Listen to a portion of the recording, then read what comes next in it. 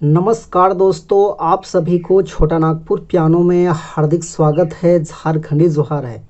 तो दोस्तों, हमारे बड़े भाई दीपक बड़ा ने एक ओल्ड नागपुरी गाने का धुन के लिए और ट्यूटोरियल के लिए उन्होंने रिक्वेस्ट किए थे। गाने का बोल है, ढोलना गड़ा बाजी गेल आयोगे माड़वा गड़बे की ना ही यो बिहा मोर करबे की ना है। तो इस खूबसूरत सा गाना को रिक्वेस्ट किए थे, तो आज इसी गाने को हम लोग प्ले करेंगे और इसका ट्यूटोरियल पार्ट जो है इसका नेक्स्ट वीडियो में आ जाएगा। तो आप लोग नेक्स्ट वीडियो भी जरूर देखिएगा और फिलहाल आप इस खूबसूरत सा गाना का धुन को एंजॉय कीजिए कीबोर्ड में।